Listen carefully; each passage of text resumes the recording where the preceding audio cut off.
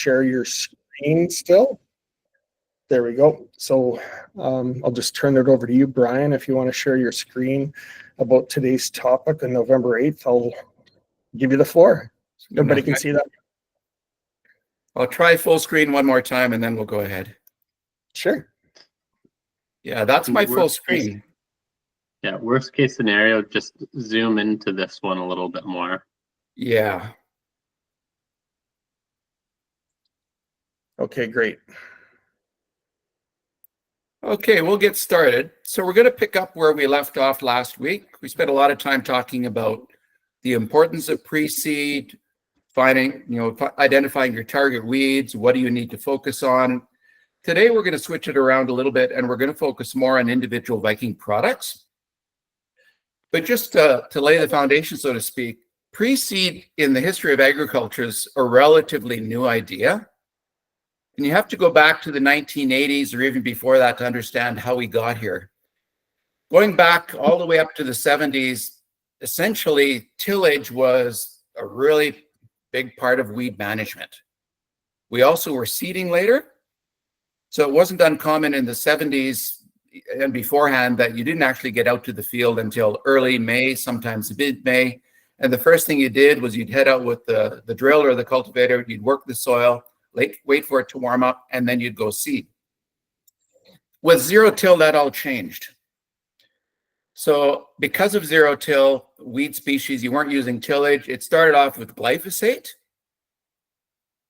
Glyphosate alone was pretty powerful and still is. That's why it's still recommended with virtually every pre-seed product. There is some weakness on some species, but it did a great job. The next phase of that, which came along, was glyphosate plus some different modes of action. So some of the weeds that glyphosate's not really great on are things like narrowleaf hawksbeard, dandelion.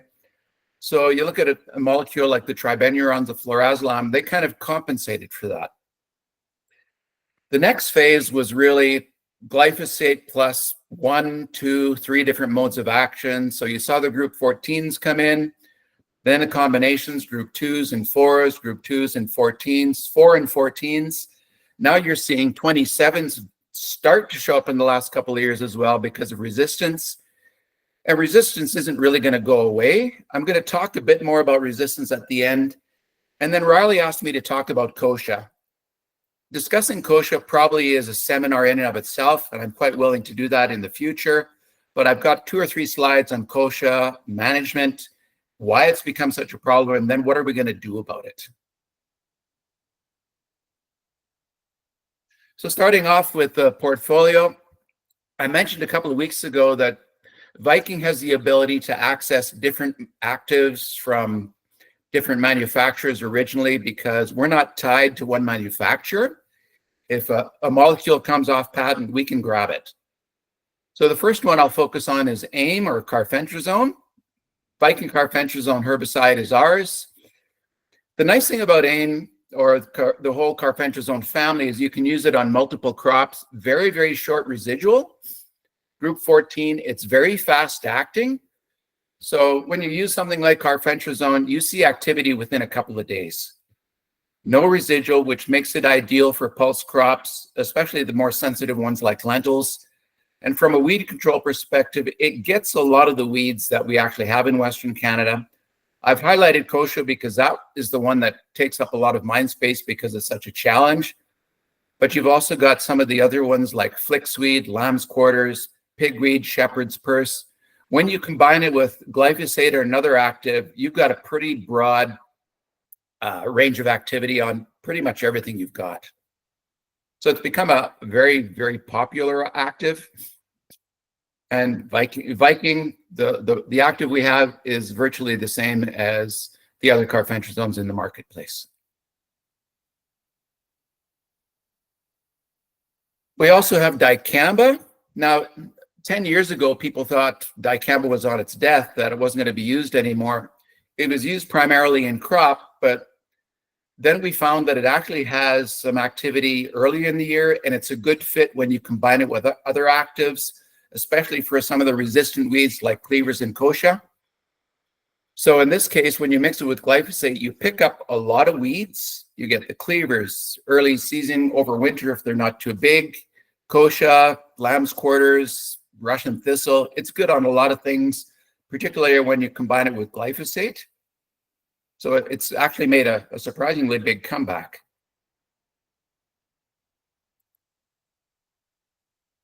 Now, when you're looking at something like SLOF, here's where we get into the two modes of action. So in this case, you're talking about a group 2 and a group 4. Tribenuron, widely used. Again, more so, it's got great activity on hawksbeard and dandelion, which both typically generate or germinate in the fall and really take off. If you wait till do them in crop, they're typically too big and your control levels drop. So in this case, SLOF, it's got the same actives as Express FX. The difference here is the rate of dicamba is significantly higher, 61.2 grams active versus 28.3. That's important from an agronomist perspective because the rate of dicamba and Express FX is really low. So you're relying on the glyphosate and the tribenuron to help carry the load on some of the weed control. So with the higher rate, you're going to get more consistent control of things like kochia because of that rate. So you look at the weed control spectrum. It's very good on hawksbeard. It's decent on cleavers. You're relying on the dicamba to do that. Cowcockle, flicksweed, kochia, pretty wide spectrum of control. So for the folks that are maybe concerned that they have group 9 resistant kochia, then this becomes a good option. Before we move on, a couple of things. One, Greg, you have a question? Yeah, so when you're using the dicamba, because it does have a residual in it, how long is that going to stick around? And I see you mentioned that there's 2 rates there, one on the dicamba, or one was what, 0.28 mils, and then the 1.66 mils or whatever.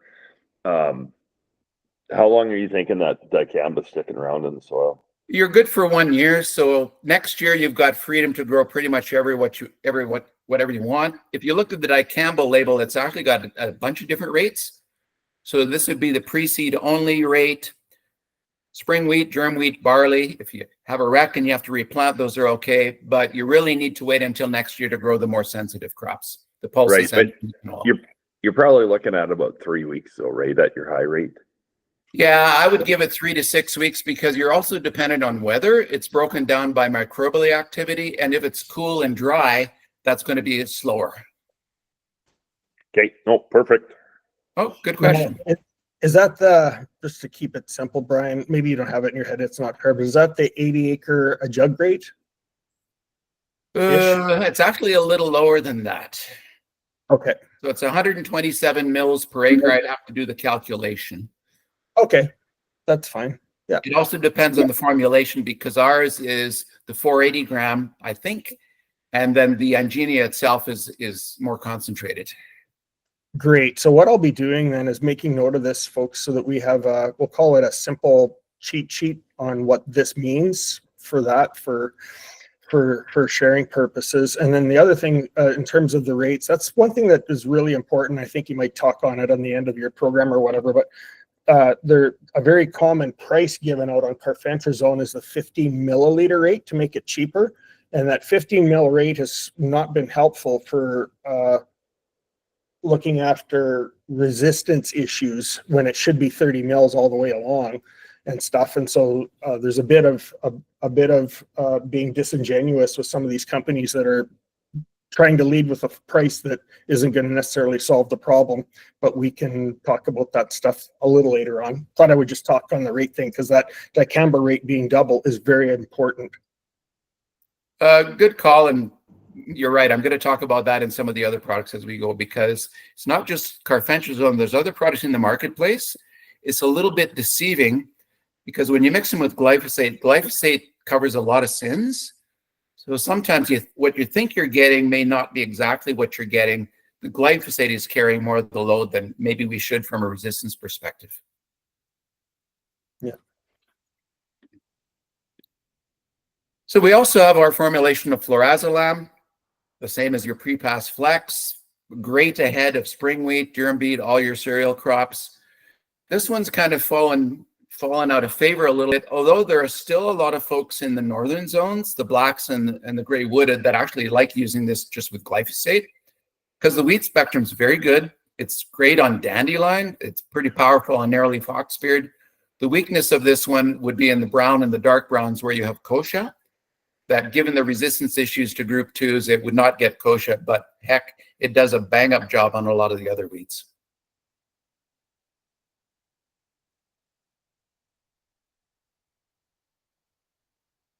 So we also have Karuna. That would be a direct replacement for Corex. And this would have a great fit in the browns and the dark browns where you do have group 9 resistant kochia. So you look at from a group perspective, you've got a group 2 and a group 4, great for resistance management. From a weed control perspective, it picks up a lot of the same weeds as a base fluoroazolam, plus you get 2 or 3 modes of action on things like cleavers, cowcockle, hemp nettle, kochia, some of the other resistant weeds as well that are coming up. Very good on voluntary canola. So a good all-rounder. And if you've got resistance to group 9, this can be a great fit. On the dicamba, maybe you said it and I just wasn't listening, but what's the rate of dicamba in this mix for you? This would be the same as the other one. So the 61 grams, 127 mils per acre. Excellent. Thank you. And initially, it was a higher rate than Corex, but in the last year, they've changed their formulation, so they actually bumped up the rate of dicamba. So we were there first, they followed.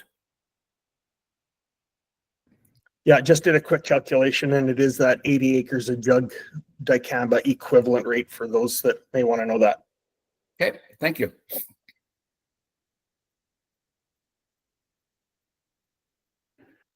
Now, the other one that's unique to Viking is Solna, and that is carfentrazone and 2,4-D ester. And if you compare it to something like Black Hawk, which has pyriflufen versus carfentrazone, it is a group 14. This one's a great fit in your wheat crops, ahead of wheat. 2 modes of action for resistant management, but it actually has a higher rate of 2,4-D ester as compared to the low rate of Black Hawk. So you're talking 162 grams for 140 versus 142. That may not be significant, but it lowers the stress on some of the actives, other actives in glyphosate, because in this case, the 2,4-D is actually doing a lot of the heavy lifting. The pyriflufen, the rate is low, so you're getting some weeds, 5 actually, and I'll show that in the next slide, but you're relying heavily on the 2,4-D and the glyphosate to round out your spectrum and get the other weeds that pyriflufen isn't going to get. So standard weed control, Canada thistle would be suppression. You'd need more to do that. Cleavers, good on dandelion, good on kochia. You got a couple of modes of action going on. Hawksbeard, Russian thistle, so a good all-rounder. My only concern is when you're looking at what's doing the heavy lifting here, I know it's a small chart. Sorry, folks, that's the best I can do here.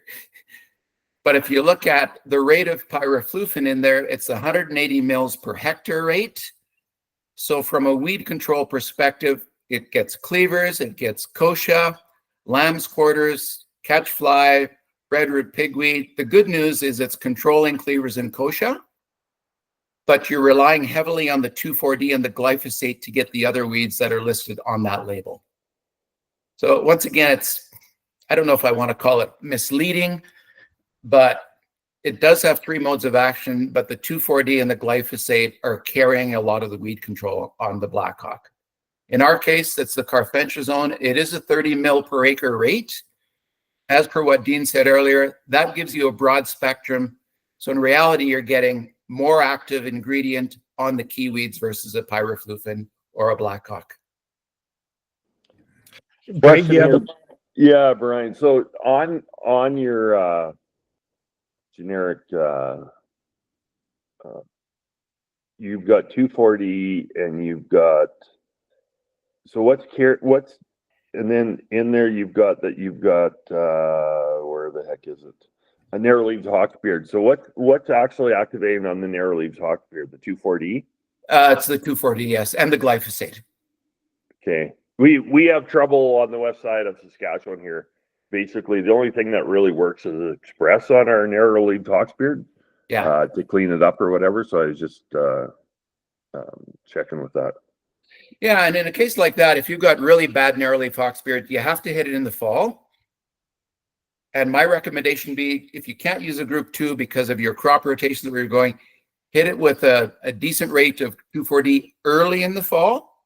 2,4-D has a half-life of about 3 to 6 weeks. So you need to make sure you hit it hard, but it has to be early.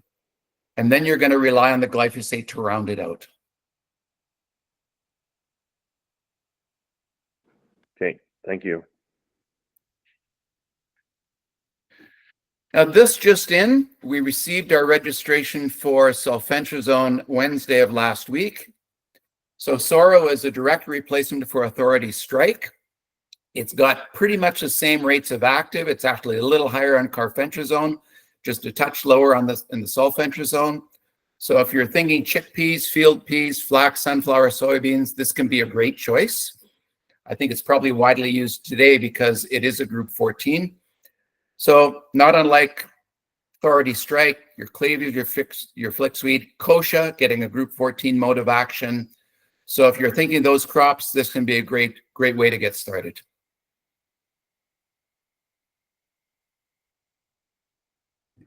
Can you briefly touch on the sulfentrazone and lentils? What's the scoop with that? From a label perspective, we don't have it on the label because data comp. And what that means is you have to pay for studies, and you add significant cost if you want to put every crop that's on the regular sulfentrazone Authority label.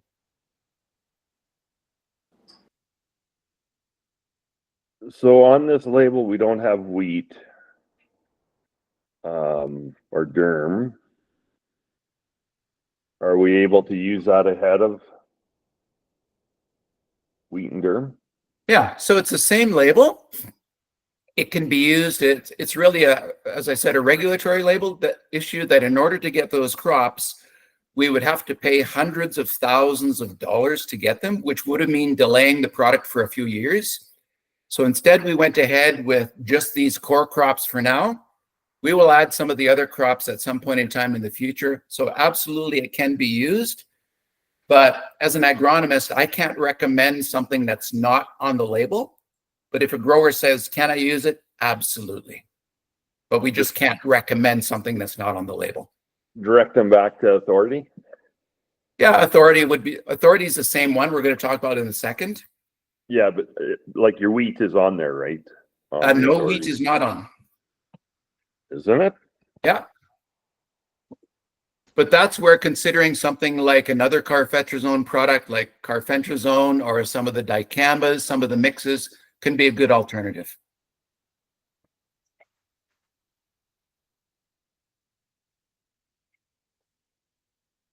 So it's not an issue of safety. It's not an issue that the product's not going to work. It's really just a labeling issue. Most farmers understand that if it's not on the label, there's no risk to them using it, but we just can't say absolutely you must use it. If they call me and say, is it going to be safe? You bet. So on the Authority Strike, it is on the label wheat and derm. And no, it's not. On theirs it is, yes. Yeah. That's what I say. So you could go back to Authority Strike. Yes. Say if you look at the actives per actives, you could use Authority Strike as your label, I guess. Yeah, it's got the same actives in it. The rates are virtually the same. The weed control is the same, and we will add those crops at some point in time as well.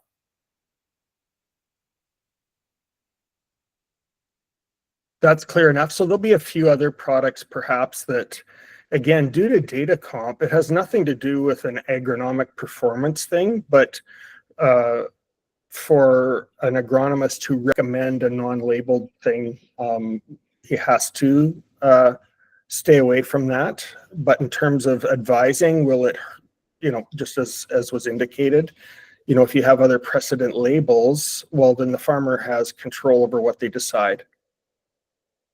And most farmers understand that. If you think about most new products, when a company comes out, they'll start out with the core crops.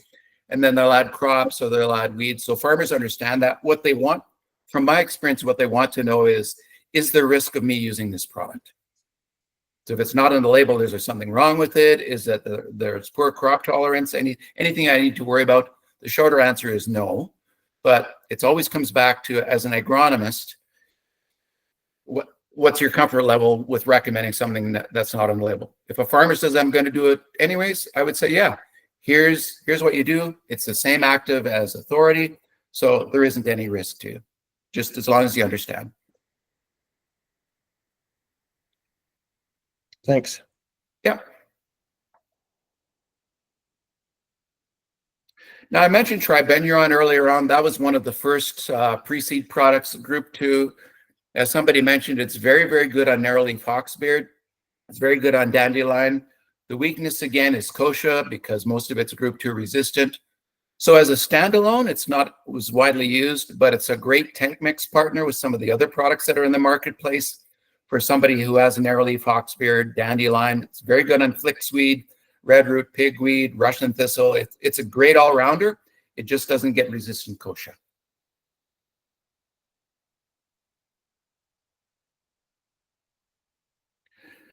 Now, Vardo is kind of unique. We talked a little bit about this one last week.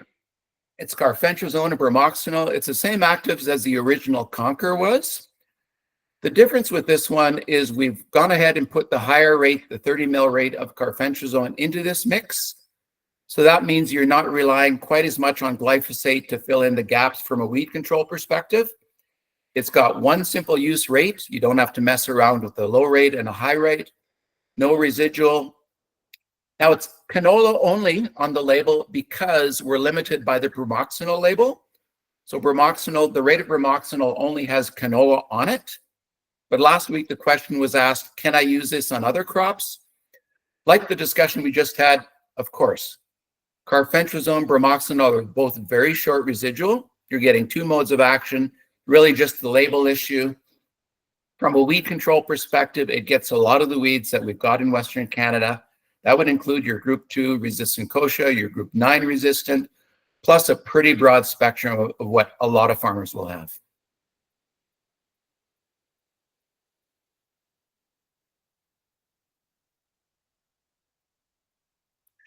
Visby is got the same actives as Inferno Duo. This product has never been as popular as you would think. It's got a great fit for a lot of the driver weeds. I think the issue with it is, again, resistance. Group 2 resistant kochia would not be controlled. So for the northern, the black soil zones, this would be a good product. You've also got 2 modes of action for wild oats in that crop year. So you'd be starting off with a group 2, which would give you control and then suppression, which is going to go a little ways depending on your rainfall and your temperatures. So another good all-rounder. If you've got things like dandelion, flicksweed, you're looking to get some wild oat control early in season as well. So a good all-rounder. Brian, could you comment on the flucarbazone, the branded Everest stuff? What would a farmer expect to see, as this is not a, we'll call it, this is a lighter dose than full rate Everest on its own or flucarbazone on its own? What would a farmer expect to see in the field and duration of time and normally? That's a tough one to answer. What we've seen in the field is that it's really going to be weather dependent. If you start off with a cooler, drier type of year, you can get wild oat control right into when you'd normally be spraying for your post-emergent, and you may not have any wild oats at that time. If you have a warmer, wetter spring, the rate of flucarbazone will start to break down, and you might see some wild oats start to emerge just when you're about to spray your post-emergence. So it's a tough one to call. What I've seen is about half the time or better, you are going to get wild oat control into that time frame. But it's really weather dependent. So I've got some further questions to this, but what I'll do is we'll leave it to the end when we're not recording, because it involves being creative on what we can do. And so we'll just move on from that now. But the glyphosate mix into it, I think, yeah, like it does scratch an itch for a lot of folks that haven't had a group 2 for a bit, and it can identify, guys know where their wild arts are dying usually, or different runs and things like that in the field. So this is I think this is a good building block for an overall plan. Anyway, thank you. I couldn't have said it better. A building block, and think of it that way. You're getting 2 modes of action on your wild oats that year, and given resistance, which now includes pinoxidin in the northern zones as well. This can be a great fit to get around it. It may mean that instead of spending the big bucks on pinoxidin, you go with a generic ledinifop, a Viking ledinifop as well. So you're still getting your 2 modes of action. And that's where I see this fitting.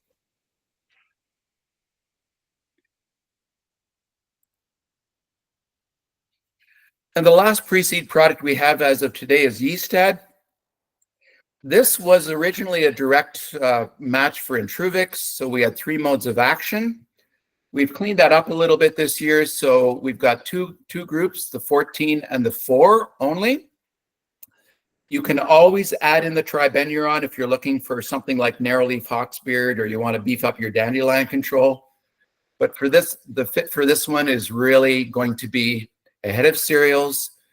You're looking to get some kochia control. You don't want to use a group 2. You can throw it in if you want, but you're looking for different modes of action, but you don't really want to give up some weed control in the process.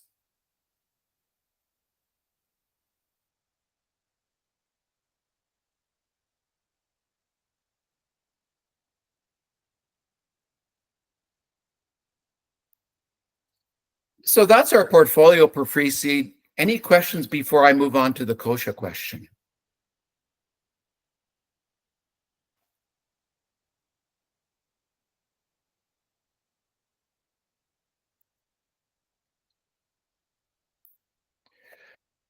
Okay, kochia is probably the most talked about weed in Western. Quick question, Brian. Yeah. Go ahead there, Greg. So in the book, so we've got the duo there. I guess my question would be, is anybody areas using the trio where you have the carfentrazone in the duo?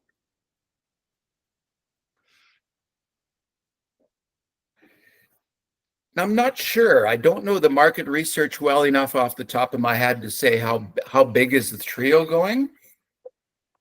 I think there are pockets, but I seem to recall a few years ago that there was some resistance from farmers because of the price point.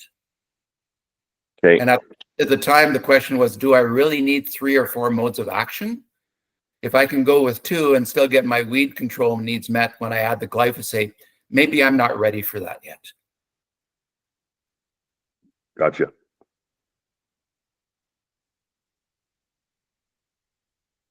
But that's also a good question, a lead into the whole kochia discussion. I've kind of touched on the key points on kochia.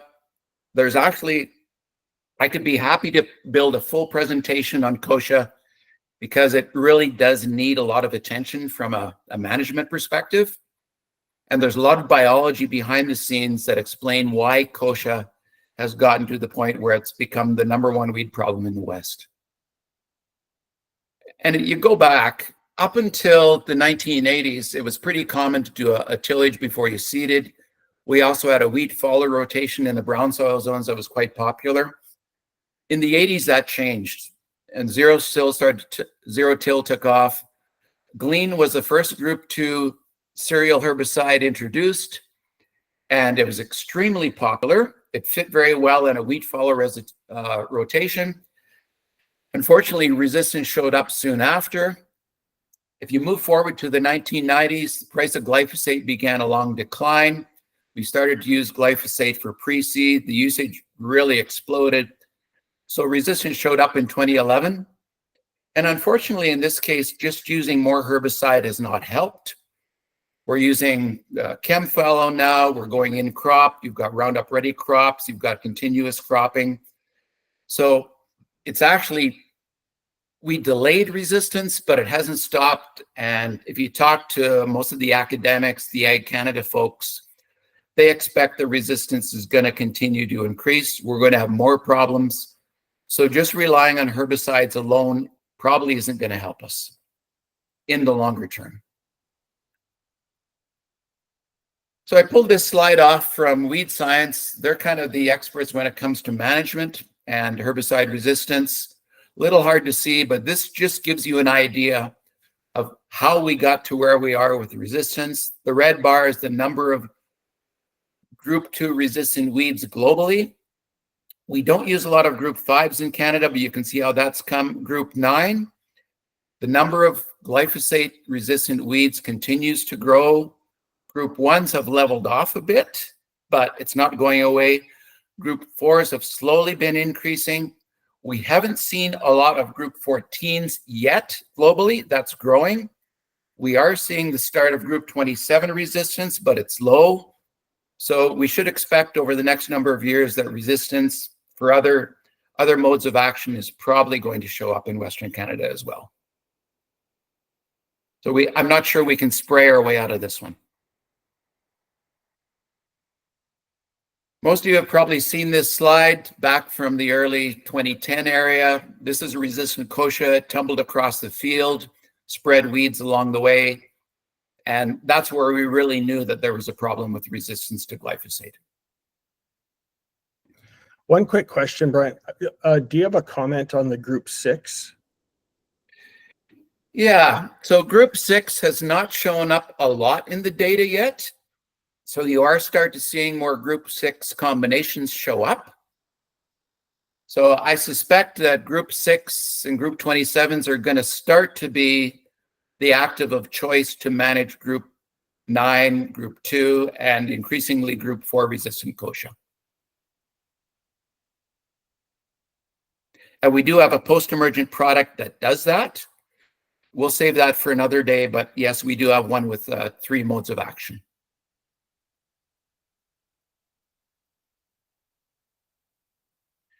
So the biggest challenge is always understanding, do you have a resistant kochia in your field? Because kochia is so predominant, particularly in the browns and the dark browns, sometimes the challenge is it resistant or is it just a patch that got away? Is it something that blew in this year from the roadside or from the neighbors? So the best way to look is if you've got a patch in the field after application that has no clear boundary or pattern. It might be a circular, an oblong. Sometimes that patch will follow machinery.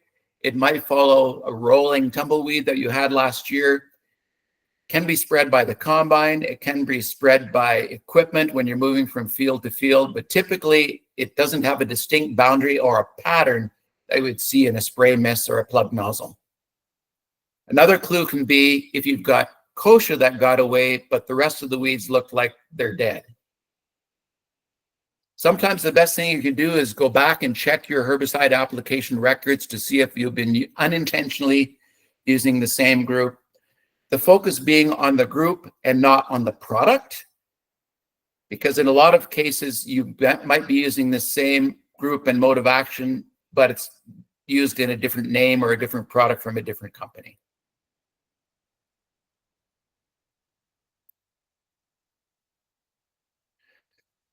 So I mentioned herbicides. We can't really rely on them solely anymore. We've got to think bigger. Think about a comprehensive approach, starting with clean seed. And, most growers are buying certified seed. Absolutely, they're cleaning their own as well. Make sure you're starting clean. Field sanitation. Start with a clean field. If you've got mature plants in the fall, I strongly recommend getting rid of them somehow by spraying something, till, mow, burn, get rid of those patches so you don't spread seed. The good thing about kochia, if there is one, is the seed is not viable for year after year. So if you clean it up this year, at least you're reducing your seed bank for future years. Clean your field equipment before you move if there's anything hanging on the shanks or on your equipment. Clean up your equipment, including your combine, including the swather, before you move across the road or to a different field. And this is probably the toughest one. Make sure that you control plants on the entire farm. So that can be low spots where the only thing growing is kochia, roadsides around the yard, mow or remove those weeds. And that's a challenge because mowing doesn't make you any money. Those patches that you see in the low spots are annoying. It's a lot of work to hook up the equipment, come and mow them out. It's time and money. But in reality, if you're going to manage kochia, you have to get rid of it when you see it. I have a question, Brian. When, with the maturity of the kochia plant, when will it typically be dropping seed? That's a little bit weather dependent. If it's in the brown soil zones, it gets off to a hot early start and it matures. You can see that by late June. If you're a little further north where it's a little bit cooler, not that kochia really cares, it might be later on in the summer, in the fall. But I've seen lots of times where you're out there in June, especially on a roadside where it's a little bit warmer. It'll come into flower like early June and it goes fast. If you've got heat, you'll have seeds by the end of the month. And it'll just start dropping them. Yeah. Okay. And then the stalks that are left might still have a few seeds. They will break off when they're mature and they will roll. I've got another topic that we'll be covering over the course of the winter is we've got another methodology of controlling this, like basically weeds going through the combine, but I don't know if you've heard of it's called the seed terminator. Yes. And then Redicop's got their own iteration of it and stuff like that, just to basically neuter every seed that goes out of the back of the combine. And that's, again, another tool for things like that. Yeah, they've been doing that in Australia for about 10 or 15 years or so. The challenge has always been cost, adding another implement to your harvest management system. Cost, it's not a time issue, but more complexity, more equipment. But honestly, as an agronomist, kochia is the one that scares me the most because of the biology of the weed. What we know about it is once you start using the same mode of action in a few years in a row, you should expect resistance to that mode of action. And it happens fast. Okay. Just as a reminder, it's 10:02 right now. So we've got 10 minutes of time typically left. What we're going to do though, so for those that need to bounce, it's all good. Yeah, but we'll continue till we complete this today. So it's all buttoned up, Brian, as long as it's okay on your end for time. Yeah, I've only got 6 slides, so we should be able to wrap it up in 10. Sounds cool. Thank you. Okay, so we talked about starting clean, moving into the cropping season, the management. Pre-seed tillage herbicide applications are recommended if you've got kochia. Kochia is quite often the first to emerge. It's cold tolerant. It's also heat tolerant, so it's quite often there when you're starting out your cropping season. Crop rotation is a big deal, and don't rule out perennial crops because once they're established, they're fantastic competitors. That can be grass. It can be a legume crop as well. You're going to be better off if you've got a crop that's a very strong competitor and that allows herbicide use in crop. Cereals and canola are pretty strong competitors right from the start. Pulses, not so much. So with pulses, you're going to have to hit them hard in pre-seed because there isn't really a lot of good options in crop. Scout your fields, determine if you need to increase rates of glyphosate if it's not already tolerant. That'll determine what product you want to look at. And we talked a little bit earlier about farmers not sure what they're going to be purchasing. My experience has been sometimes they want to see what they've got before they make a decision. The primary objective here is to keep the plants down and reduce your seed production going into the year. Once you've made the decision on what crop to grow, high quality seed, increasing seeding rates can help increase your crop competition. Narrow row spacing will help. Placing fertilizer to benefit your crop versus the weeds is also another tool. We pushed farmers to seed earlier and they've responded by doing that. But sometimes seeding later means your crop is going to come up faster and will give you better crop competition and allow you to control weeds pre-seed before you get into crop. And another alternative is alternate between competitive and less competitive crops. So for example, use crops that have different seeding and harvest timing. Winter cereals, for example, rotate to a winter wheat and then into canola or something different the year after. When you get into the herbicide, pre-seed, you've got some of the products we talked about. Kochia is very competitive under poor growing conditions. Get the plants before they take off. They're very susceptible when they're young. Consider multi-mode of action herbicides. In crop, you have really good choices in cereal and canola right now, less so with pulse crops. Most canola is now herbicide tolerant, but you might want to consider glufosinate versus glyphosate just from a resistance management perspective. If you can, and this particular applies to cereals, multi-mode of action. It's going to give you better control levels and reduce the risk of herbicide resistance, or at least slow it down. If you're growing pulses, you need to hit it hard in pre-seed because there just aren't any really good options in crop. And go early. The smaller the plants are, the better your control is going to be. Pre-harvest, right now pre-harvest is pretty common. If you're doing a pre-harvest application, a desiccant for pulse crops, that will help. If you're using glyphosate, there are add-in products right now that'll help. Carfentrazones, saflufenicel, or heat are registered for what they call harvest aids. They're not a glyphosate, but they will help give you another mode of action if you need it in your pre-harvest situation. Post-harvest, you've got more options. If you see large plants and it's been an early harvest, you see they're growing, there's a possibility of seed set, don't let them go, get rid of them so they don't overwinter and so they don't spread seed.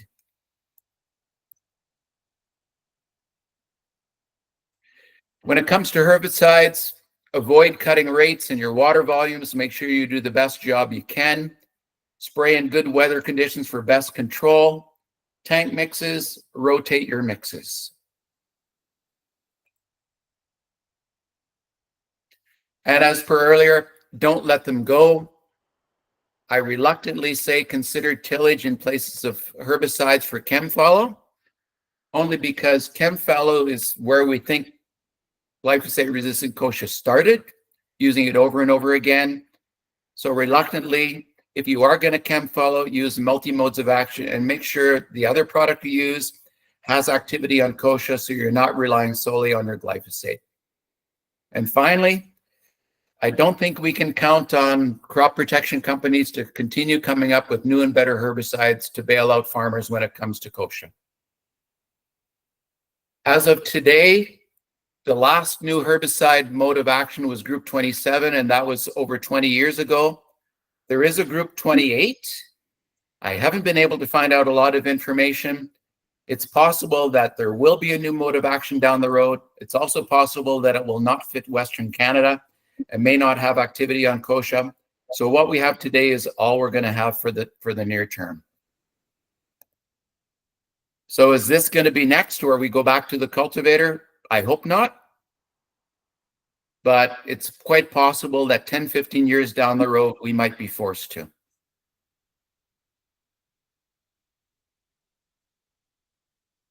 So questions on kochia? I've got one more slide on foxtail barley, and that's it.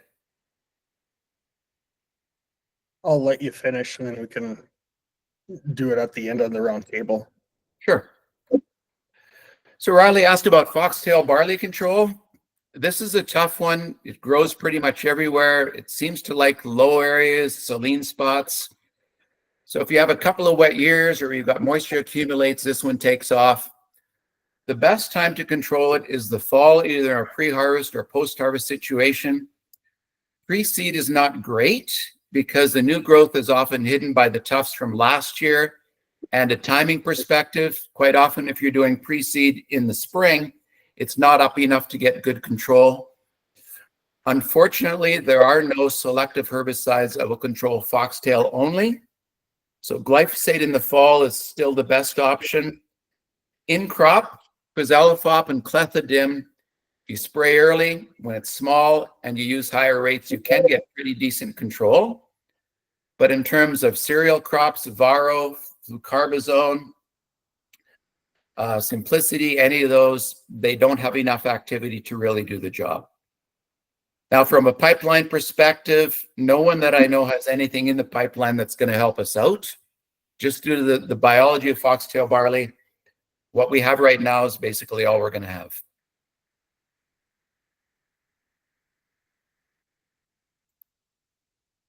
Okay, that's it for me. Excellent. Well, that was very